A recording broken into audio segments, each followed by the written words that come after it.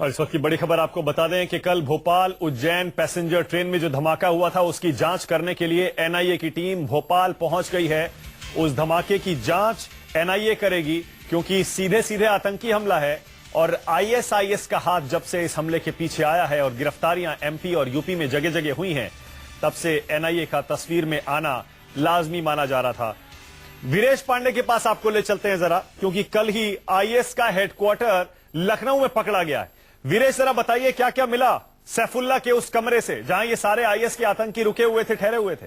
वीरेश देखिए जो ये मॉड्यूल है उसमें सबसे महत्वपूर्ण बात ये है कि ये कोई आईएस के साहित्य बांटने वाले आतंकवादी नहीं है। ये कोई आईएस को मोटिवेट करने के लिए आतंकवादी नहीं है, बल्कि आईएस के प्लान को एग्जीक्यूट करते हैं। और हम कह सकते हैं कि ये जो घर है हाजी कॉलोनी का, एक तरह से ट्रेनिंग कैंप है आईएस का उत्तर भारत का। यह सबसे बड़ा खुलासा है। मैं आपको बताऊं, अभी तक आईएस के जितने खुलासे हुए हैं वो दक्षिण भारत में, महाराष्ट्र में हुए हैं, जबकि उत्तर भारत में इस कैंप का खुलासा कल 2 बजे के करीब हुआ, जब एटीएस की टीम यहां पहुंची और उसने कार्रवाई की। और रात में सैफुल्ला जब मारा गया और उसके पास से जो सामग्री बरामद हुई है वो बहुत ही चौंकाने वाली है और डराने वाली है, उत्तर भारत को दहलाने वाली है। मैं आप कह सकता हूं 24 घंटे उत्तर प्रदेश के लिए काफी अहम है। केंद्रीय गृह मंत्रालय ने भी साफ कर दिया है कि 18 से 20 आतंकी हैं इस मॉड्यूल के, यानी लखनऊ और कानपुर मॉड्यूल के। और इसमें से 6-7 को पकड़ा जा चुका है, जिसमें 1 मारा जा चुका है और 6 पकड़े जा चुके हैं, यानी 3 मध्य प्रदेश में और 3 उत्तर प्रदेश में पकड़े जा चुके हैं। और ये सैफुल्ला रात में मारा जा चुका है, यानी 18 से 20 के करीब अभी आतंकी हैं। और जो सर्च अभियान है वो काफी तेजी से किया जा रहा है। और इसके लिए न केवल मैं आपको बताऊं कि उत्तर प्रदेश और मध्य प्रदेश के पुलिस प्रमुख आपस में कोऑर्डिनेशन कर रहे हैं, बल्कि केंद्रीय गृह मंत्रालय की निगरानी में, गृह सचिव की निगरानी में पूरे उत्तर भारत और दक्षिण भारत का जो ये मॉड्यूल है उसको बिल्कुल। वीरेश एक ब्रेक लेना पड़ेगा। वीरेश एक ब्रेक लेना पड़ेगा। ब्रेक के बाद इस खबर के बारे में अपने दर्शकों को फिर से बताएंगे किस तरह से आईएस के करीब 18 से 20 आतंकी मध्य प्रदेश, उत्तर प्रदेश, बल्कि हमारे और भी कई राज्यों में अंदर तक फैले हुए हैं और कई आतंकी घटनाओं को अंजाम देने की फिराक में है, जिनमें से 7 को ठिकाने लगा दिया गया है। 6 पकड़े गए हैं, 1 ढेर हो गया है, लेकिन अभी भी बहुत सारे आतंकी ऐसे हैं जिन्हें पकड़ा जाना बाकी है। इसीलिए केंद्र सरकार भी हरकत में आ गई है। जो भोपाल उज्जैन पैसेंजर ट्रेन में ब्लास्ट हुआ उसकी जांच एनआईए ने अपने हाथ में ले ली। छोटा सा ब्रेक ले रहे हैं, हमारी कवरेज जारी रहेगी, देखते रहिए न्यूज 24। फिर से आज की सबसे बड़ी खबर फिर से आपको बता दें, दुनिया भर के लिए आतंकी खतरा बना आईएसआईएस भारत में भी तेजी से अपने पैर पसार रहा है। आईएसआईएस के मॉड्यूल बनने की खबरें तो पहले भी कई बार आई हैं। कई बार खबरें आई कि केरल, तमिलनाडु, मुंबई से नौजवान सेल्फ रेडिकलाइज होकर बगदादी की फौज में शामिल होने सीरिया चले गए, लेकिन अब उत्तर भारत में आईएसआईएस की दस्तक ने पूरे देश को हिलाकर रख दिया है। लखनऊ में करीब 13 घंटे की मुठभेड़ के बाद जो सैफुल्ला मारा गया है और उसके पास से जो सामान मिला है वो बहुत बड़े खतरे की घंटी है। एमपी में ट्रेन में धमाका हुआ, धमाके की तस्वीरों को आतंकियों ने सीरिया भेजा और जब पुलिस में एटीएस ने छानबीन शुरू की तो तार, कानपुर, इटावा, उन्नाव, लखनऊ सब जगह जुड़ते चले गए। लखनऊ में जो सामान मिला उससे लगता है कि सचमुच पूरे उत्तर भारत को दहलाने की साजिश आईएसआईएस ने रची थी। कल ट्रेन धमाके के बाद 3 संदिग्धों की गिरफ्तारी से पुलिस को सैफुल्ला के एक साथी का कानपुर में होने का पता चला था। कानपुर में इस शख्स से जब पूछताछ हुई तो उसने बताया कैसे लखनऊ के ठाकुरगंज में पूरा हेडक्वार्टर आईएसआईएस ने बनाया हुआ है। उसके बाद एटीएस के कमांडो हरकत में आए। सैफुल्ला तो मार गिराया गया, लेकिन उसके 2 साथियों को पुलिस अब सरगर्मी से तलाश रही है। कुछ देर पहले इटावा से फख्तर खान रेशू नाम के एक शख्स को पकड़ा गया है। इधर ट्रेन ब्लास्ट की जांच के लिए एनआईए की टीम भोपाल पहुंच चुकी है। तो ये 3 तस्वीरें बता रही हैं कैसे हिंदुस्तान के सामने फिलहाल सबसे बड़ा खतरा आतंकी संगठन आईएसआईएस बन गया है, जिसके करीब 18 से 20 आतंकी हमारे देश में अलग अलग जगहों पर फैले हुए हैं। अभी सिर्फ 7 का पता चला है, 1 मार गिराया गया है और 6 को पकड़ा गया है यूपी और एमपी में। यानी कि अभी भी 12 से 15 आतंकी ऐसे हो सकते हैं जो किसी भी राज्य में हो सकते हैं। उनके पास हथियार भी हो सकते हैं। हम आपको डरा नहीं रहे, सिर्फ सतर्क कर रहे हैं। अपने आसपास कोई भी संदिग्ध गतिविधि देखें, फौरन पुलिस को सूचित करें। हमारे साथ तमाम मेहमान बने हुए हैं। मेरे साथ पीके जैन भी हैं, जो कि पूर्व आईपीएस हैं, मुंबई से जुड़े हैं। यूपी के पूर्व डीजीपी विक्रम सिंह हैं और मेरे साथ मेरे तमाम सहयोगी अलग अलग हिस्सों से, लखनऊ से, वाराणसी से और भोपाल से जुड़े हुए हैं। जैन साहब, पहले आपके पास आ रहा हूं मैं। आपने सुना होगा, पहले हम बात कर रहे थे कैसे आईएसआईएस इतना बड़ा खतरा हमारे लिए बन गया। क्या हमारी नाकामी नहीं है क्या ये, कि आईएसआईएस इतने अंदर तक अपनी जड़ें जमा चुका है, हेडक्वार्टर बना के वो ट्रेन ब्लास्ट कर रहा है और भी बड़े हमलों की साजिश रच रहा था। हमारी नाकामी नहीं है क्या ये, जैन साहब? अब इतने बड़े देश में अगर कुछ लोग एक गलत विचारधारा से प्रभावित होकर कुछ काम करना चाहते हैं तो उनको समय से ढूंढना, उनको न्यूट्रलाइज करना और उनकी गतिविधियों के ऊपर कंट्रोल करना, मुझे लगता है कि ये भारत की एजेंसीज की बहुत बड़ी सफलता है। इसे नाकामयाबी बिल्कुल नहीं मानेंगे, क्योंकि इस भारत देश में बहुत सारे लोगों को बहुत तरह के स्वातंत्र्य हैं। लोग इस देश के अंदर देश विरोधी नारे लगाते हैं, झंडे जलाते हैं, भारत के टुकड़े करने की बात करते हैं, लेकिन कानून अपने हिसाब से अपना काम करता है।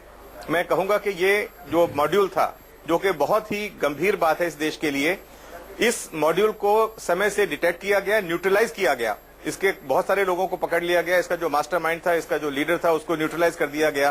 तो मैं कहूंगा कि इस देश की बहुत बड़ी कामयाबी है, इस देश की एजेंसीज की बहुत बड़ी कामयाबी है। बिल्कुल सही है, कामयाबी तो है जैन साहब, इस पर कोई आपसे असहमत नहीं होगा, लेकिन नाकामी भी है कि हम उन्हें तब पकड़ पाए जब वो हेडक्वार्टर बना चुके थे।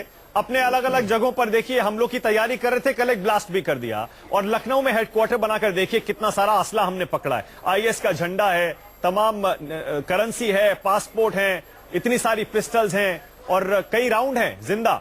इससे जैन साहब ये तो हमको मानना पड़ेगा। एक छोटा सा कमेंट जैन साहब चाहूंगा, आपको नहीं लगता ये नाकामी भी है कि हम इन्हें देर से पकड़ पाए? इसमें सब कोई नाकामी नहीं है। मैंने पहले कहा, इतना बड़ा देश है, करोड़ों, 100 करोड़ से ज्यादा, 125 करोड़ से ज्यादा की पॉपुलेशन है। इस अलग अलग पॉकेट्स में क्या होता रहता है, ये पुलिस के लिए या किसी भी जांच एजेंसी के लिए या इंटेलिजेंस एजेंसी के लिए पॉसिबल नहीं है कि हर एक एक मिनट की खबर हर एरिया के ऊपर रखी जाए। लेकिन जैसे ही वो मॉड्यूल ग्रो करना शुरू हुआ, उसने एक घटना की, इमीडिएटली अगर उसको न्यूट्रलाइज पकड़ लिया गया, उसको न्यूट्रलाइज कर दिया गया, तो मैं ये कहूंगा ये नाकामी नहीं है, ये बहुत बड़ी कामयाबी है। और मैं चाहता हूं आपके माध्यम से ये कहना कि अगर इस तरह की कार्रवाई भी हमारी फोर्सेस करती रहें और हमारी एजेंसीज करती रहें, तो ये इस देश के लिए बहुत बड़ा मेरिटोरियस चीज होगी ना। ठीक है, लेकिन जैन साहब मुझे लगता है शायद विक्रम सिंह जी आपसे सहमत नहीं होंगे, क्योंकि वो ये कह रहे हैं फिलहाल सबसे बड़ा चैलेंज है हिंदुस्तान के सामने इस समय आईएसआईएस का। विक्रम सिंह जी कुछ कहेंगे आप? क्योंकि अभी भी देखिए, वीरेश पांडे हमारे संवाददाता बता रहे हैं कि 18 से 20 आतंकी हो सकते हैं आईएसआईएस के जो फैले हुए हैं। अभी सिर्फ 7 का पता चला है। विक्रम सिंह जी।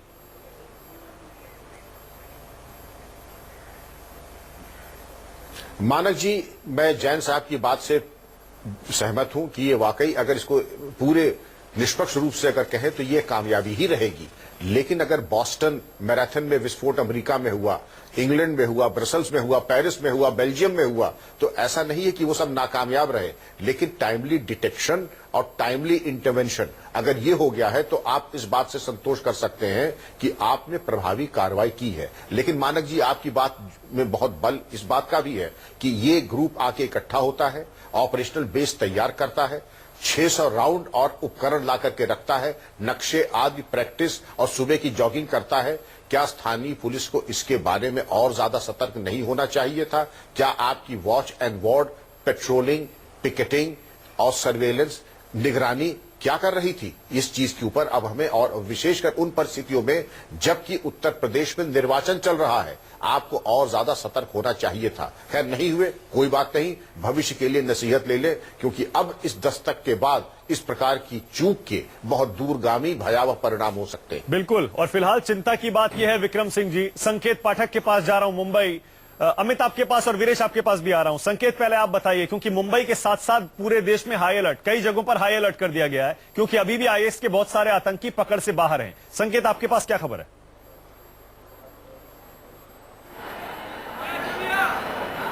कि हाल में जनवरी के महीने की आपको जानकारी देना चाहूंगा कि 2 लड़के जो कि रायपुर के थे, वो मुंबई की एक टूर्स एंड ट्रेवल्स कंपनी है, उसके जरिए जियारत करने इराक गए थे और उसके बाद से वो गायब हो गए। महाराष्ट्र के टीएस से जो हमें जानकारी मिली है उसके मुताबिक ये दोनों लड़के आईएसआईएस में शामिल हो चुके हैं और कुछ ही दिन पहले, आपको बताऊं कि कुछ ही दिन पहले महाराष्ट्र के टीएस की टीम रायपुर भी गई थी और उनके जो परिवार हैं जो कि रायपुर में रहा करते थे, वो दोनों के दोनों परिवार भी गायब हो गए हैं। यानी कहीं ना कहीं ये जो लगातार एक के बाद एक लड़के इराक जा रहे हैं जियारत के लिए और वहां से फिर सीरिया जाके आईएसआईएस में शामिल हो जा रहे हैं, ये एक गंभीर मसला यहाँ पर निकल के सामने आया है। आपको बताना चाहूंगा कि साल 2014 में सबसे पहले आईएसआईएस में शामिल होने के लिए मुंबई से सटे कल्याण के 4 लड़के शामिल हुए थे, जिनमें से एक आरिफ मजीद बाद में लौटकर भारत आया था और उसने कई खुलासे किए थे कि वहां पर बकायदा उसने ट्रेनिंग ली, वॉर में भी हिस्सा लिया, कुछ लोगों को मारा भी उसने और बकायदा इस वक्त वो एनआईए की कस्टडी में भी है। तो लगातार जो गतिविधियां हैं आईएसआईएस की वो यहाँ पर देखी जा रही हैं और कुछ महीने पहले भी जो महाराष्ट्र के टीएस है, कर्नाटक के टीएस है, उसने करीब 1 दर्जन आईएसआईएस के जो स्लीपर सेल्स हैं उनको गिरफ्तार किया था।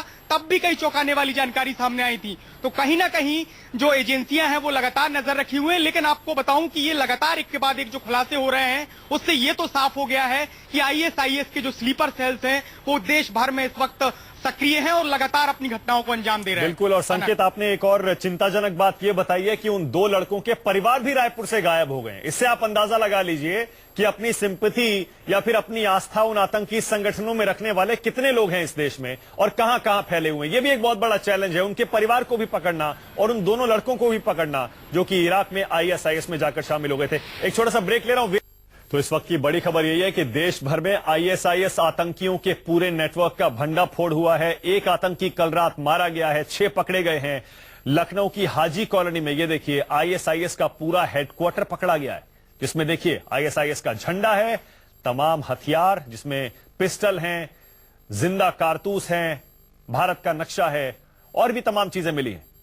वीरेश, जरा एक बात बताइए, कल जब से सैफुल्ला मारा गया और ये सारी चीजें मिली हैं और ये पता लगा कि आईएस का ये हेडक्वार्टर था, यूपी पुलिस की और एटीएस की तो नींद उड़ गई होगी वीरेश।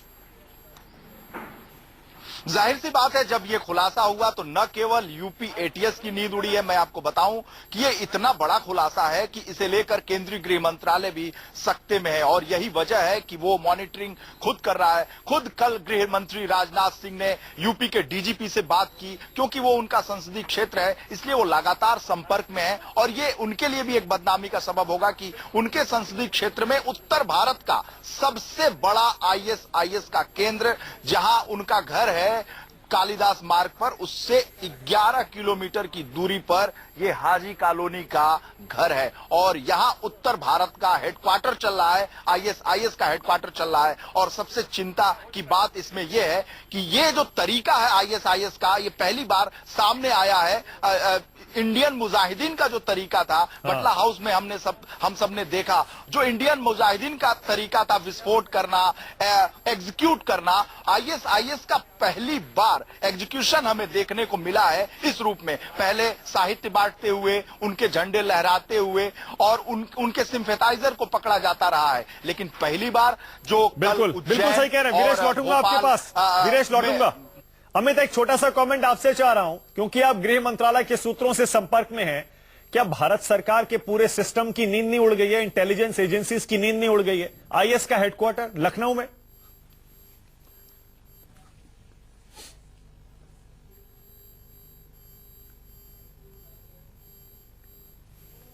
अमित सुन पा रहे हैं? लगता है अमित तक आवाज नहीं जा रही है।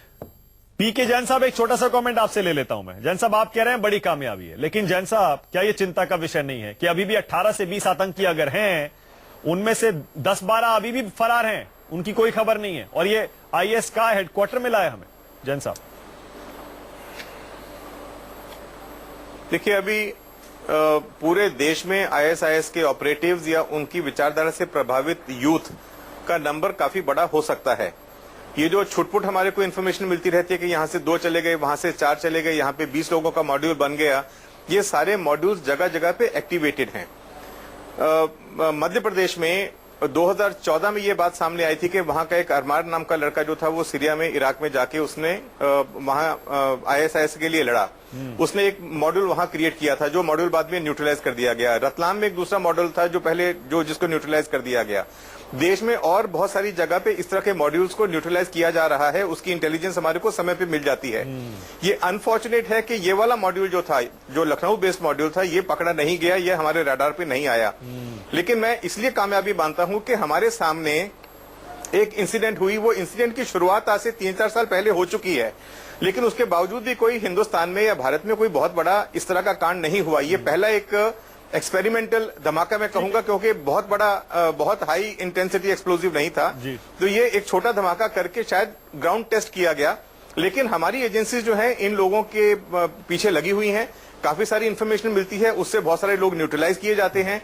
अब ये वाला जो पर्टिकुलर मॉड्यूल है, देखिए किसी एक लोकेलिटी में, और वो भी प्रिडोमिनेंटली मुस्लिम लोकेलिटी में, अगर कहीं कोई इस तरह की कार्रवाई चलती है तो बहुत सारे सोशल ग्रुप हैं जो पुलिस के राडार पे नहीं आ पाते। ठीक है। लेकिन हमारे लिए बहुत ज्यादा चिंता का विषय इसलिए है कि एक शुरुआत हो गई। मुश्किल होता है नेटवर्क्स को, इन मॉड्यूल्स को पकड़ पाना, लेकिन फिर भी पकड़ना है, क्योंकि अगर नहीं पकड़ा तो ये बहुत नुकसान कर सकते हैं। कल जो ब्लास्ट हमने देखा उसमें देखिए नुकसान नहीं हुआ, किसी की जान नहीं गई, बहुत शुक्र की बात है। लेकिन अभी भी 10-12 आतंकी फरार हो सकते हैं, उनको भी पकड़ना है, अभी बहुत बड़ा चैलेंज। छोटा सा ब्रेक ले रहा हूं, संकेत आपके पास, वीरेश आपके पास, जैसा ब्रेक के बाद आ रहा हूं, एक छोटा सा ब्रेक लेना पड़ेगा।